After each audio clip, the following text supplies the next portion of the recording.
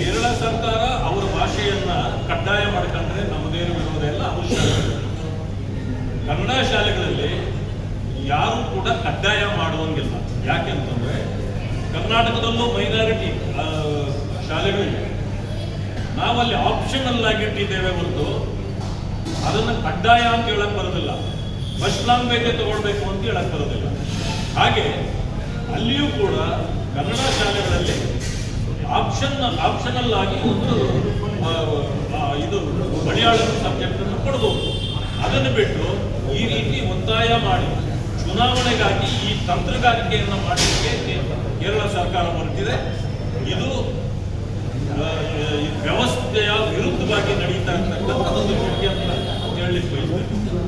ಎರಡನೇದಾಗಿ ಈ ವಿಚಾರದಲ್ಲಿ ಕಾಂಗ್ರೆಸ್ ಸರ್ಕಾರ ಯಾವಾಗಲೂ ಕೂಡ ಕಮ್ಯುನಿಸ್ಟರಿಗೆ ಮಣೆ ಆಗ್ತಕ್ಕಂಥದ್ದನ್ನು ನಾನು ಗಮನಿಸ್ತಾ ಇದ್ದೇನೆ.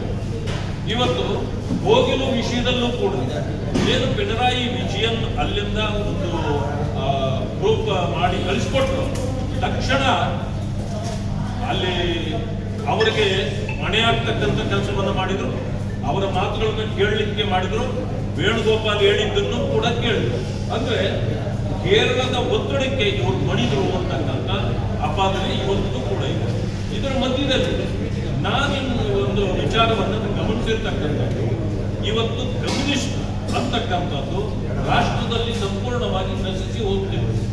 ಆದರೆ ಕಾಂಗ್ರೆಸ್ ಕಮ್ಯುನಿಸ್ಟ್ನವರ ಜೊತೆಯಲ್ಲಿ ಸೇರಿ ರಾಜಕಾರಣ ಮಾಡಿ ಕಮ್ಯುನಿಸ್ಟ್ ಏನು ನೀತಿ ಸಿದ್ಧಾಂತಗಳಿದೋ ಅದು ಕಾಂಗ್ರೆಸ್ ಮೂಲಕ ಈ ದೇಶದ ಮೇಲೆ ಏರ್ಲಿಕ್ಕೆ ನೋಡ್ತಾ ಇದ್ದಾರೆ.